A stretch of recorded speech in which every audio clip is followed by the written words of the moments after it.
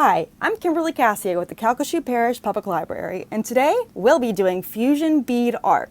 Now this involves ironing, so parents may want to supervise. To make your own fusible bead art, you'll need a pegboard, bead pattern, standard fusion craft beads, tweezers, dry iron, and ironing paper. If you need to pick up supplies, Fusion Bead Craft kits will usually include a pegboard and a pair of tweezers, along with a nice variety of multicolor beads so that you can be sure you have what you need for your pattern.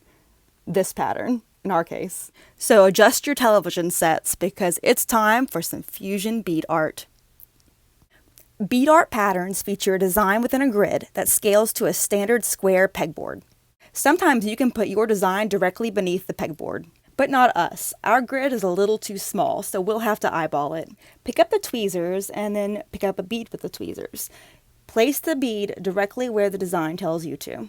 This seems obvious when the design is as small as ours is. That's why, as you select a pattern, you should keep your supplies in mind. If your pattern's grid and design is larger or doesn't scale with your pegboard, you're going to have a really hard time. Our pattern is a 9x16 and a standard pegboard can hold a 29x29 beads, so we should be good.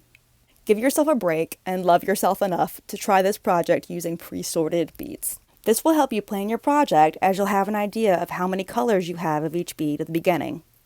As you can see, I'm getting to the part in the project where I switch colors around a lot. This is also the point in the project where my tweezers are coming in super handy. I don't have the hands of a surgeon, and these beads are sitting really close to each other on the pegboard. But you're not going to see the times when I knocked over those beads with my hands because I'm going to show you the pretty stuff. I will recommend, though, that you do this project on a hard, flat surface and try not to bump the pegboard too much, especially when you're right there at the end of the finish line. I mean, could you imagine dropping your pegboard at this stage in the project? No way. It's time now for part 2.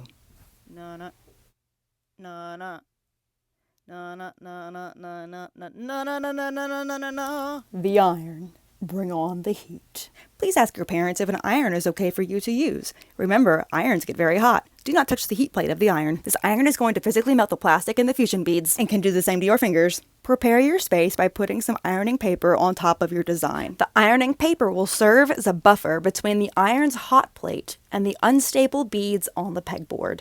Try to concentrate heating the edges of the beads before the center, as the edges are the most precariously placed beads in the bunch. You don't want your edges to go flying off the pegboard.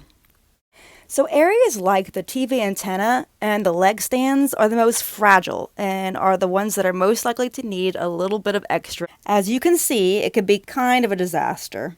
Don't lift the paper before it's ready. That's going to be a step you can take that will help maintain the integrity of the melt. We'll come back to the antenna in a minute. Make small circles with the iron over areas that are easier to melt, areas that have a lot of pegs, like the body of your design. For designs that don't have a lot of small areas, it should only take about 10 to 15 minutes to finish ironing one side of the design, like this cassette tape. But we do have those detail areas. So I went ahead and tore a little piece of the ironing paper so that I could spend some extra quality time with the TV legs and the TV antennas. I only did this after I finished ironing the body of the TV and allowed it to cool. So here's my finished product, and I'll use my tweezers to go ahead and get the more fragile parts of this design off of the pegboard. If you would rather a more melted, finished look, then you'll iron more. And if you would rather a more pixelated look, you will iron less. Here is the other side of the TV. This is the side I did not iron. You can see the pegs very clearly here. Here's the side I did iron. Note how melted some parts are more than others.